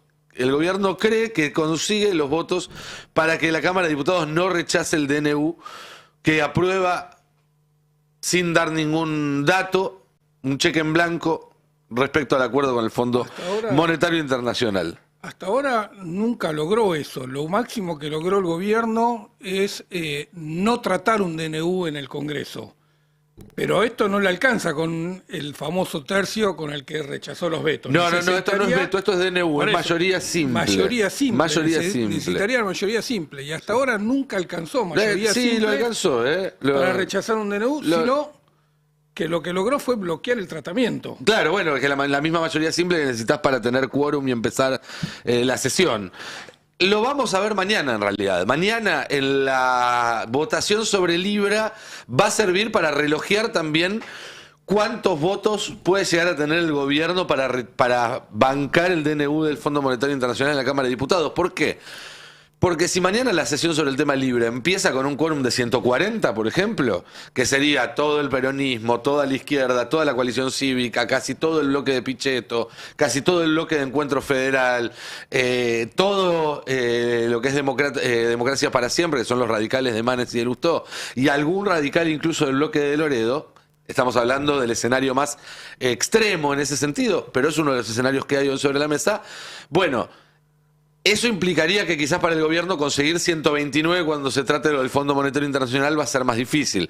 Si el quórum mañana y el proyecto para emplazar a las comisiones a que traten el tema Libra sale con 129 justitos o no sale, o con 130, 131, eso va a dar cuenta de que el gobierno tiene cierto margen para frenar en la Cámara de Diputados el tema del fondo. Ahora, una última cuestión. ¿Qué me dicen a mí en la Casa Rosada cuando les pregunto por esto? Me dicen, mira, nosotros queremos que el Senado nos lo va a rechazar, pero que en la Cámara de Diputados vamos a poder resistir. De todas formas, dice, nosotros tenemos 10 días para remitir esto al Congreso. Después, los recintos tienen que esperar 10 días a que lo trate la comisión bicameral, que no está conformada y no se va a conformar. Recién en 20 días tendrían que convocar una sesión especial, conseguir el quórum. El acuerdo va a estar firmado y la plata ya la vamos a tener. No va a servir para nada. Yo les digo, sí va a servir para algo si en algún momento alguien empieza a investigar seriamente las irregularidades con las cuales se toman este tipo de acuerdos. Pero es cierto que el gobierno considera que con el DNU se ganó un mes de tiempo y que de acá a un mes el acuerdo con el fondo va a estar resuelto. Ayer me comentaron cómo va a ser el tema de las conferencias de prensa. Van a tener que ir con saco y corbata. Claro. Hay una parte que me parece bien, que van a recibir empleados que estén en blanco. Nada más. Y yo pregunté, ¿y qué van a hacer con los streamers, esos berretas que tienen? Ah, tenés razón. No lo habían pensado. Y hay algo que es más subjetivo, que van a pedir que tengan experiencia en el tema. ¿En qué tema? Y político. Ah, tienen que ser de la sección política. Y pero, aparentemente. ¿Por qué el gobierno tiene alguna potestad para elegir a quién manda un medio? Bueno, si se arreglan con el FMI por DNU, mirá que no van a elegir, qué sé yo. ¿Y las mujeres van con saco y corbata también? No, parece que las mujeres, porque ellos consideran que los hombres van mal vestidos, y que las mujeres no van mal vestidas. ¿Está Johnny? Hola, Jonathan Eguier. ¿Qué haces? Está muteado. Yo le quiero explicar a la audiencia. Ahora estoy en remera negra, estoy en el entrepiso de la sala de periodistas de Casa Rosada, pero estoy con la camisa todo el tiempo puesta. Siempre tengo una camisa ahora abajo y me la pongo. Yo soy de los clásicos, soy oldies. A mí me gusta estar en camisa, no me gusta... Para mí hay que venir prolijo a la Casa Rosada. Yo estoy de acuerdo. Lo mejor es camisa y corbato, saco, a lo mejor es un poquito una exageración, pero a mí me parece que si vos te vas a hablar con un funcionario, un gobernador, un diputado, además, me parece que tenés que estar prolijo. Soy de la vieja escuela. Así que nada, veremos qué sucede con esto, cómo avanza. Obviamente genera rechazo el tema. Acá adentro hay que ver cómo lo implementan. Hasta que no esté implementado y demás, por ahora el gobierno, bueno, está... Ayer el gobierno te mandó unos trolls, ayer me dicen que te estuvieron saludando. Sí, hace 48 horas que desde el sábado a la mañana que me están mandando un operativo premium de troll, me están puteando de arriba abajo, porque creo yo que el gobierno de Milei es el principal responsable de lo que pasa en Bahía Blanca. Me parece que se tienen que hacer cargo de la motosierra, me parece que el ajuste que está haciendo en obra pública, que ellos alardean eso, porque esto no es que lo estamos viendo, el gobierno saca pecho con esto, dice, nosotros estamos haciendo el ajuste más grande de la historia de la humanidad. Bueno, cuando vemos esta tragedia, háganse cargo, porque o no dicen que están haciendo el ajuste más grande y no se hacen cargo, o dicen que están haciendo el ajuste más grande de la humanidad y se hacen cargo. Bueno, esto lo estoy diciendo del sábado y me están puteando del sábado, ayer me salió un ratito porque se cayó Twitter. Pero bueno, todavía siguen con el tema y van enojándose cada vez más, así que les mando un abrazo muy grande a todos los trolls de Milei. Pero bueno, así están. A ver, yendo a la Casa Rosada, lo que pasa acá adentro.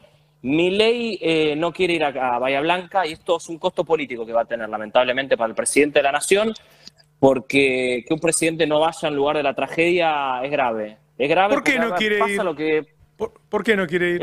Estuvo girando mucho este fin de semana en los WhatsApp de los funcionarios y de los altos ministros de este gobierno lo que pasó con Patricia Bullrich y Petri.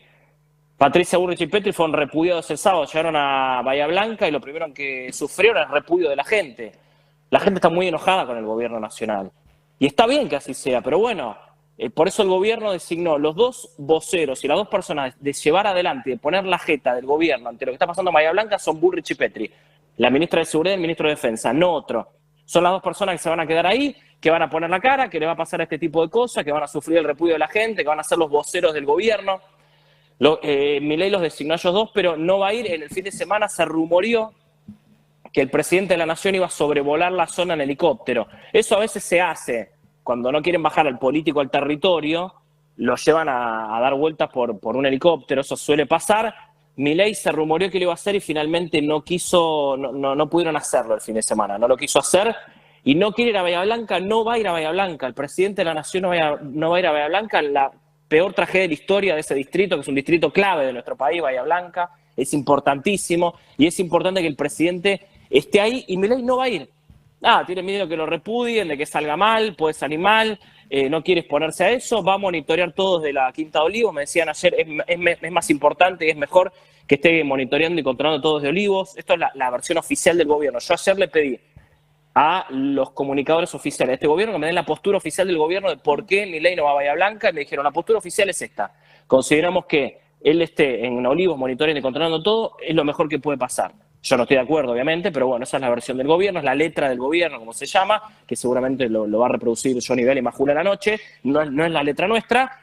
Yo no estoy de acuerdo con eso, nosotros no estamos de acuerdo, el presidente tiene que estar ahí, porque si no le va a pasar esto, va a saltar Cristina, por ejemplo, como saltó y decirle, che, yo fui y vos no estás. Y van a saltar todos así, van a decir, ¿por qué nosotros fuimos y vos no vas? Bueno, este va a ser el costo político que va a tener que pagar Milei y el gobierno con esto y con el desastre de la motosierra. Se van a tener que hacer cargo. Después se verá qué resultados tiene, si tiene costo electoral o de imagen, pero el costo político lo van a tener que tener. Esto le pasó, cuando estuvo la tragedia de Once, Cristina era la máxima responsable. Después hubo, a nivel político, no hablo jurídico ni judicial y demás, cuando pasa una tragedia así, el presidente es el principal responsable, después se ve si tiene responsabilidad jurídica o no, pero políticamente el espacio opositor te va a salir a decir, che, el responsable sos vos, y punto. Y Milei tiene que pagar ese costo político, por más que nos manden a los 200 millones de trolls que quieran, pongan plata de la CIDE, de Santiago Caputo, de quien sea, para manejar a todos los trolls, son los principales responsables y tienen que hacer cargo. Punto final. Bueno, ese es el debate que estoy hace 48 horas en las redes sociales. ¿Y del DNU se decía algo? En el DNU yo justo lo estaba escuchando a Nico Lantos, es parte de eso. Ellos están tranquilos con la Cámara de Diputados. Ayer me decían, está girando un link, un off del radicalismo acá adentro. Los radicales opositores al gobierno en off dicen, nosotros el quórum lo tenemos y podemos llegar a lograr la votación. Pero todavía no arrancó francos, dicen los radicales opositores en diputados. Y en el gobierno eso les llegó. En el gobierno eso les llegó y dicen, y sacan pecho, dicen, sí, todavía no arrancó francos. Ellos creen que al levantar un teléfono con los Cornejos, los Ritondos, ya está. La situación en diputados está controlada. Dice, nosotros el DNU lo vamos a sostener en diputados. El Senado está perdido, obviamente, y en diputados lo vamos a sostener. Va a estar justo, pero estamos tranquilos, no vamos a tener ningún sobresalto ni ningún problema. Esta es la versión del gobierno, en parte coincido, me parece que en diputados la oposición la tiene muy, muy difícil. Me parece que el DNU del FMI no va a tener tranquilidad el gobierno, pero me parece que no va a tener ningún sobresalto muy fuerte. Pero vamos a ver, a lo mejor la historia me contradice. Hoy es lo que yo siento, es lo que me dicen en el gobierno también. Vamos a ver con el DNU. Sí, pasa algo insólito, que el DNU ayer el decreto reconoce que la situación económica es muy mala. Acá recién preguntamos bien temprano, nos dicen, bueno, estamos tratando de arreglar la mochila. La mochila llaman a la pesada herencia que teníamos, así que esto es lo que está pasando. Así que eso es lo que va a pasar con este DNU, que yo creo, y también lo creen acá en el gobierno, me parece que en diputados no va a haber grandes sobresaltos. Me parece que el DNU lamentablemente se va a sostener. Muy bien, ¿te queda algo más, Johnny? Nada más, les mando un abrazo muy grande. Abrazo, buen laburo como Chau, chau. siempre. Bueno, ¿cómo es esto del relevamiento del estado psicológico de la población? Claro, había Fabio Alberti tenía un personaje en Todo por $2 extraordinario que empezaba un monólogo preguntándose si los argentinos ¿Estamos locos? Estamos locos. Estamos O sea, ¿estamos claro. locos los Estamos argentinos? Bueno, es una pregunta que se hace todos los años justamente en la Facultad de Psicología de la UBA. Y a mí el psicólogo cuando yo entraba me decía, ¿qué haces, loco? claro, establece, no se formula esa pregunta, antes de que salga algún interesado en el estudio y me diga, no es así, el estudio no formula eso, pero es cierto que sí salen a monitorear el estado psicológico de la población argentina a través de un monitor. Lo que hacen los monitores es justamente, lo bueno de los monitores, es que permite comparar, usando el mismo método, con los resultados anteriores. Entonces te permite ver una evolución. Y eso es lo que vamos a ver ahora. Por ejemplo, la primera placa, respecto a la percepción de crisis. El 51% de la población argentina considera que se encuentra atravesando una crisis. O sea, más de la mitad de la población. Ahora, ¿qué tipo de crisis? Bueno, familiar el 45%. Económica el 45%. Ojo que no son excluyentes, ¿eh? Claro, claro. O sea, puede haber una combinación de estas percepciones de crisis. O una puede ser consecuencia de la otra. Exactamente. Pero digamos, el 51% dijo que por lo menos en una de esas está. Exactamente, que está en situación de crisis, se considera en una situación de crisis. Bueno, la crisis vital, que tiene que ver no solamente con una cuestión de vitalidad, de salud, sino también de expectativa de vida. Una crisis de pareja, una situación de duelo, una crisis vocacional, el 10%, una crisis de identidad, el 7%, en situación de crisis de violencia, el 6%, y de crisis migratoria, el 1%. Esto permite también no solamente evaluar la percepción de crisis de los argentinos, sino también cómo algunas veces, sobre todo nosotros los medios, ponemos el foco más en alguna situación crítica que en otra. Y naturalizamos situaciones que son críticas, pero al naturalizarlas, por lo menos desde el punto de vista del contexto social, no le damos mayor importancia. Ahora, fíjense que entonces a la cabeza de las preocupaciones de la percepción de crisis está la crisis familiar y la económica, que como bien decías no son excluyentes. Una cosa puede derivar en la otra. Ahora, pasemos a la placa que dice discusión, compañeros, porque aquí lo interesante es ver esta evolución. Fíjense, aunque sea la escala, si no llegan a ver el número preciso no importa, de cómo desde el 2020 al 2024, esto es 3 veces al año, pero en general se mide octubre contra octubre, van viendo una escalerita. Bueno, la escalera más alta es octubre del 21, pandemia. Claro. ¿No? Ahí mucha gente, mucha más gente que antes se consideraba en situación de inestabilidad emocional, psicológica y demás. Ahora, fíjense que en el 2024, el alcance de este estudio es para ese año, el 8,7 se considera en situación de riesgo de padecer un trastorno mental. Esa es lo que se está auditando en estas barras. Personas que se consideran en riesgo de padecer un trastorno mental. En pandemia tenía entre comillas, lógica que muchas más personas se consideraban en situación de riesgo de padecer trastorno mental. Sí. Pero fíjese que en el 2024 no se ha retrotraído a valores del 20. De hecho, se duplica en el 2024, que es la última raya que se ve en el gráfico, se duplican los valores de 2020. Es decir que pasó la pandemia, pero quedó duplicado el valor, el índice de personas en Argentina que se consideran en riesgo de padecer un trastorno mental. Es como si la sociedad siguiera viviendo un continuo pandemia. O estrés. Ajá. Es un estrés psicológico. Ahora, ese estrés psicológico ya no deriva de la pandemia, del temor de muerte que estaba asociado a la pandemia, que es el temor, para no entrar en cuestiones más filosóficas, pero ese es el temor natural que suele disparar al estrés a las personas. No al estrés clínico, sino al estrés psicológico. Sino que acá lo que vemos es que otras circunstancias de la vida cotidiana de la Argentina mantienen alto el nivel de estrés psicológico. La economía, bueno, la inestabilidad. ¿Cuántas veces hemos mencionado acá que la política, sobre todo el campo popular, no mensuró el impacto psicológico, por lo tanto político, que tiene la población en la inestabilidad de la inflación? Se menospreció. Sí, claro. Y la población no lo menospreció al punto que terminó votando a un tipo como Milei por castigar a quienes no lograron contener ese factor de inestabilidad que es la inflación, que no es solamente una cuestión de inestabilidad macro o de inestabilidad económica, que altera tu cotidiana de manera permanente, sobre todo en las familias donde el día a día se hace cuesta arriba naturalmente, porque los ingresos se han destruido y demás. Bueno, este dato es muy importante, que se mantenga muy alto el nivel de personas en Argentina que se consideran en riesgo de padecer trastornos mentales. Pasamos a trastornos clásicos que son síntomas de trastornos mentales, o no de trastorno mental, sino de la percepción de problemas psicológicos.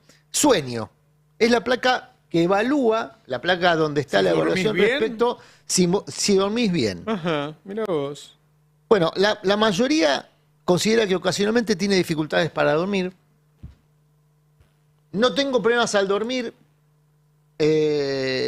más o menos dentro de un promedio. Con el resto, realmente tengo dificultades a dormir. Casi la misma cantidad de gente que considera que tiene dificultades y que no tiene problema. Mira vos.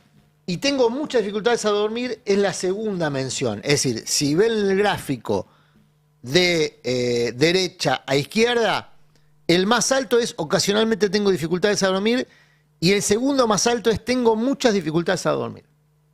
Mirá vos. Entonces son más las personas... Puede ser parte de ese estrés. Bueno, son más las personas que tienen problemas para dormir, que están mal descansadas. Claro, mal descansadas. Mal descansadas, con todo lo que esto implica, Sí. Imagínense ustedes en su vida cotidiana. Se supone que el sueño tiene que ordenar todo el desorden que se generó en tu cabeza durante el día. Bueno, tenés problemas para dormir. Si no dormís bien, sigue ese desorden y estás cada vez más estresado, por eso no te podés concentrar, te olvidas de las cosas, todo eso que te ocurre es que tu cabeza no se volvió, para decirlo a grosso modo, ¿no? En total de porcentajes, esto que decís lo padece el 60% de la población consultada. Claro. 66 de cada 10 tiene problemas para dormir.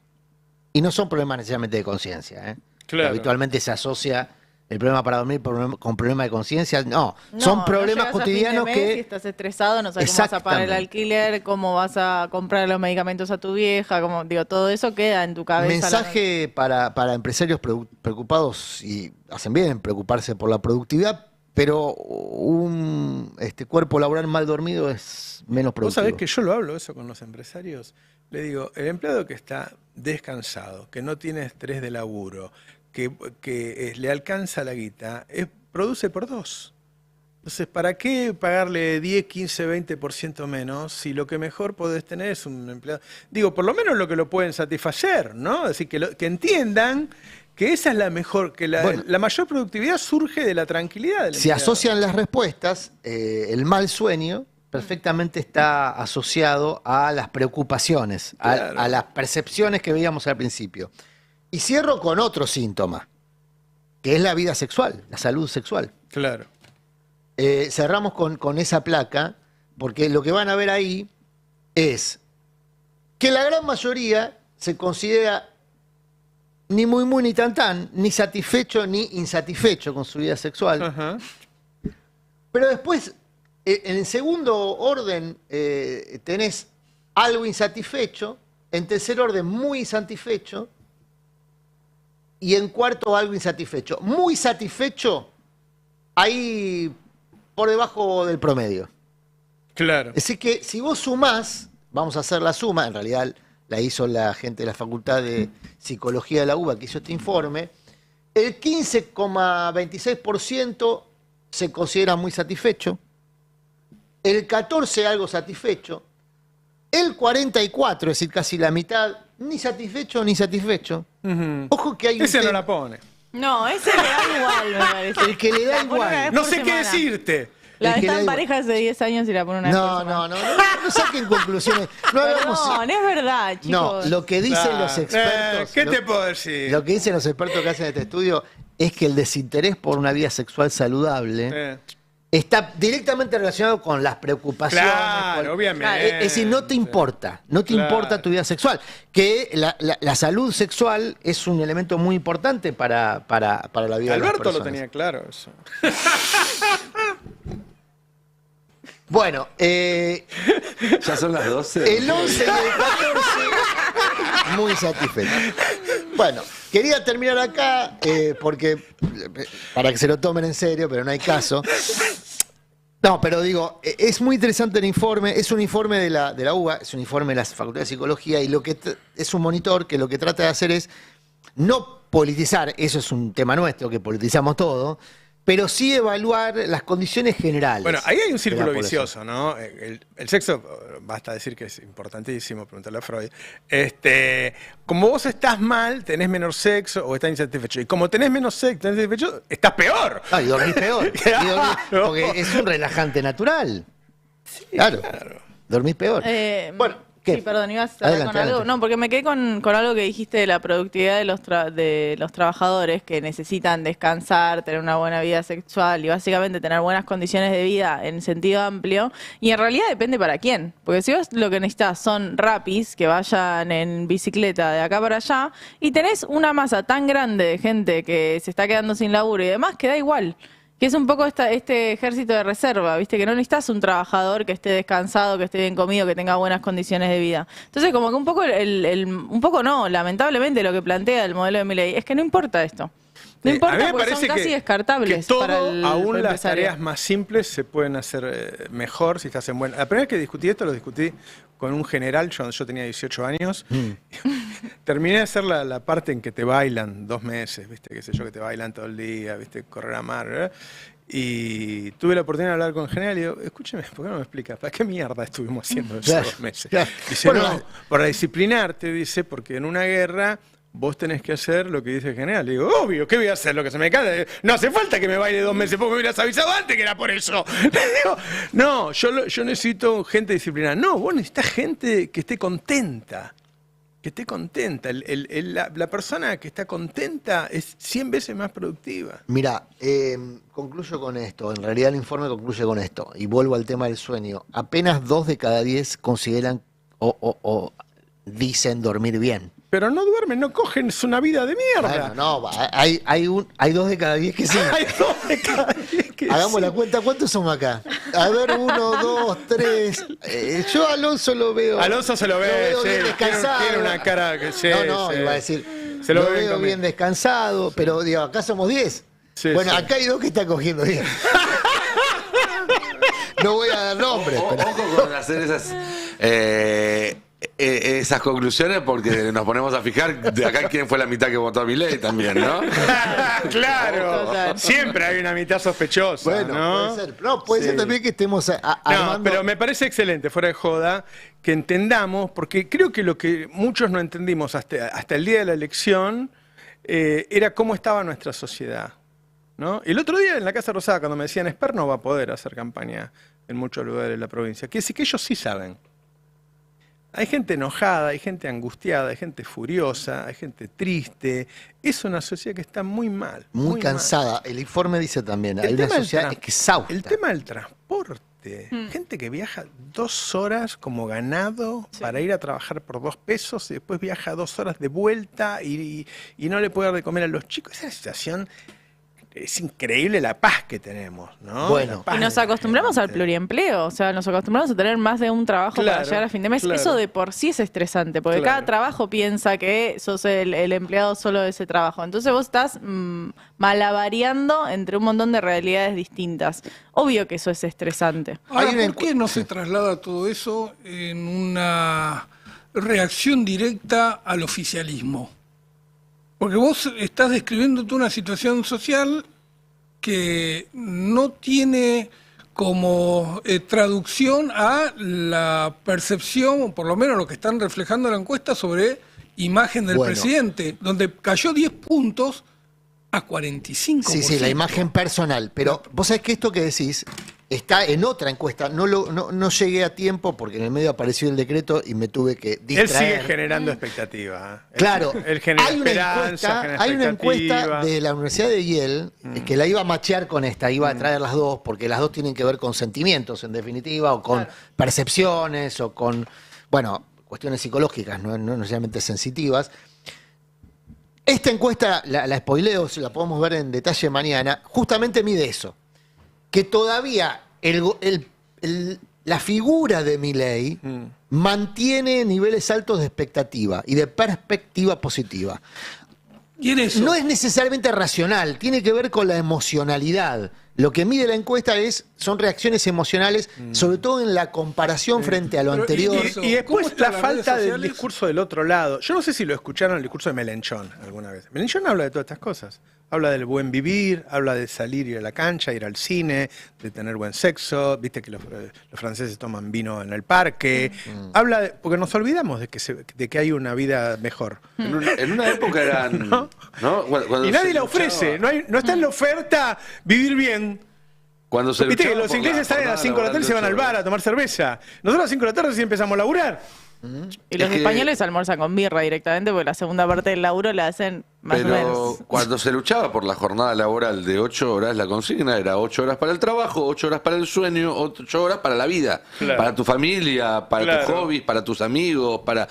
Bueno, no existe eso. Ahora es 8 horas para un trabajo, 8 horas para el segundo trabajo, Claro. y si tenés suerte en 8 horas tenés que dormir, comer, bañarte, ir, venir, ocuparte de tu familia, ocuparte de mantener una vida social.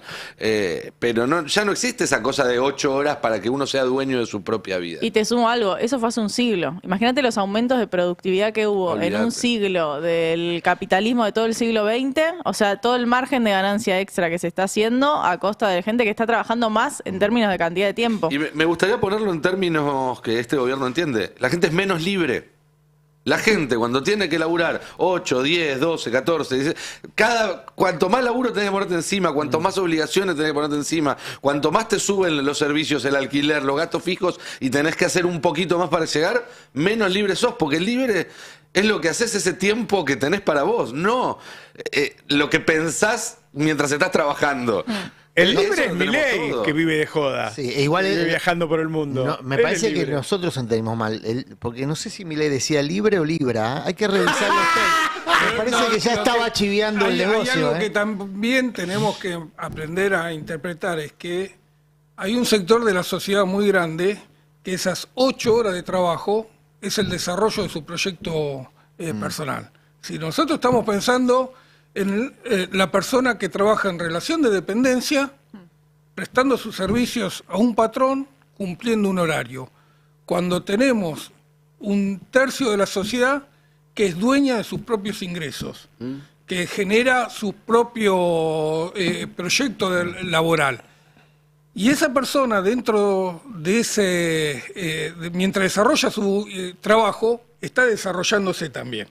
Y eso fue parte de lo que no se entendió desde el oficialismo de la gestión anterior. Que no le habló a ese Que no público. le habló a ese público, de la misma manera que no entendió el valor de la estabilidad, no lo entendió porque también ese tercio de la sociedad vivía extremadamente estresada porque no podía desarrollar su proyecto de vida porque no encontraba las condiciones para hacerlo. No solo el que trabajaba 8 horas para un patrón, sino fundamentalmente ese tercio que cada vez es mayor. Sí, y porque ese cada vez tercio hay más también está personas. pluriempleado, porque el mismo que antes quizás era diseñador gráfico, ahora es diseñador gráfico y sale unas horitas con el Uber a la tarde para completar lo que le falta, ¿no? Está esa cosa del el pluriempleo, incluso cuando uno es dueño de su propio ingreso, como vos decís, o gestor de su propio Ahora, ingreso. pensá que el secretario de Trabajo de estos tipos es el que dijo, ¿para qué quieren trabajar menos horas? ¿Para qué quieren ir a su casa? Exacto.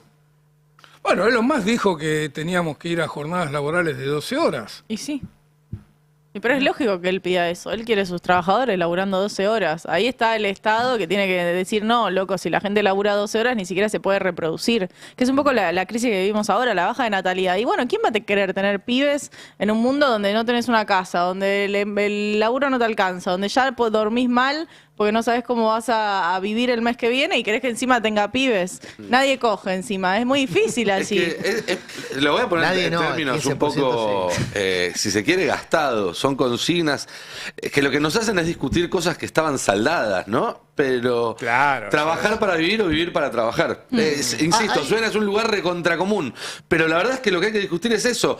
¿Queremos seguir en un sistema donde vivimos exclusivamente para la subsistencia, para juntar el mango, pagar el alquiler, pagar los subsidios y todo eso?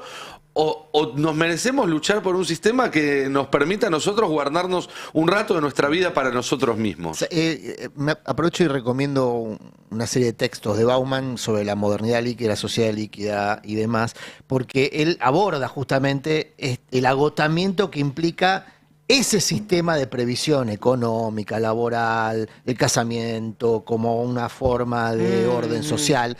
Bauman describe una sociedad que pasa de esos corsets a una sociedad líquida, a una sociedad menos atada. Claro, siempre digo lo mismo, cada vez que uno lee a un sociólogo, a un filósofo, hay que leerlo en el contexto de la sociedad para la que le habla, que no necesariamente es la sociedad argentina. La sociedad argentina, en muchos aspectos, tiene otras condiciones, otras necesidades, otras urgencias. La sociedad argentina, de todas formas, como parte de un mundo global, también tuvo esta mutación a una modernidad líquida, pero con sus características. Básicamente pauperizada.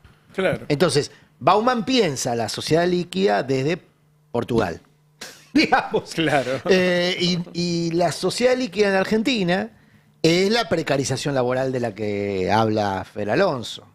Son dos formas de modernidad líquida muy distintas en términos de percepción y de agotamiento. Yo lo que veo es que cuando estos tipos se vayan, cuando termine este experimento vas a tomar un montón de zonas, vas a tener un montón de zonas tomadas, ¿no? Como Casa Tomada de Cortázar. Las tomadas en la práctica que se van a ver, las tomadas por el narcotráfico, ¿no? Y el trabajador tomado por la desazón, el empresario tomado porque se acostumbró a explotar, el empresario que se acostumbra a ganar guita por explotar al empleado o por no pagar impuestos, no tiene ningún talento. Con lo cual, el día que tiene que competir por su talento, por su creatividad, no tiene nada para hacer. Si después viene un gobierno que dice, mira, flaco, a mí me vas a tener que pagar los impuestos, conmigo te vas a hacer el pelotudo, y el sueldo mínimo no es esa mierda que estás pagando. Ahora voy a volver a poner el sueldo mínimo, pues el sueldo mínimo es lo que me cayó en Argentina, ¿no? Sí. Entonces, te rompen culturalmente estos gobiernos. Sí, no llegamos a tiempo, mañana lo podemos abordar. Buena nota de Rodrigo Núñez, hallazgo me parece en la lectura de varios informes que están advirtiendo en el primer trimestre de este año, todavía no terminó, una caída entre 15 y 20 puntos del poder de compra de los ingresos. Y ustedes dirán, pero ¿cómo si la devaluación fue hace un año? ¿Qué es lo que está destruyendo los ingresos? Bueno, la inflación en dólares de los precios de los productos de canasta básica. Claro. O sea, los salarios medidos en dólares, ese es el fenómeno de este tiempo de atraso cambiario. Los salarios medios en dólares están cayendo 20 puntos capacidad de compra. 20 puntos que se ha transformado como en el mantra del ajuste salarial de los gobiernos de derecha. Fue el mismo valor que destruyó el salario del gobierno de Macri. Qué jugador Rodrigo Núñez, Todo el equipo de economía, todo el equipo. Me parece, es increíble lo que se lee. Son muy sensibles. Sí. No, me llama la atención lo que se leen las notas de economía en el Destape. Que uno dice, no, bueno, pero es algo para gente que entiende. No, acá se lee. Hay un esfuerzo, está Fer Alonso acá, que forma parte del equipo, hay un esfuerzo justamente por desacralizar el lenguaje de la economía. Todo lo contrario de lo que hizo Milei el fin de semana.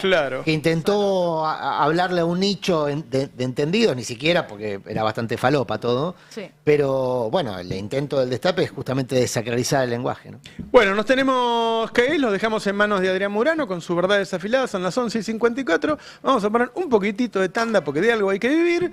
Y después, nada más y nada menos. Miren qué manos lo dejo, qué honor, qué orgullo. Ustedes deben decir, qué orgullo poder quedarme a escuchar a Adrián Murano. No sé si dicen eso, me parece que es como... Hay tanta gente escuchando, alguno lo dirá. Alguno lo dirá. Estadísticamente es muy probable. Claro, piénsenlo, podría estar Majul acá. Bueno. Las comparaciones, esas comparaciones sirven, Adrián. Sí. Hablando de liquidez. Hablando de liquidez. Vamos, no se dedicaba a la liquidez, a otro tipo de... Chau, gracias, abrazos. La noticia no espera. Nosotros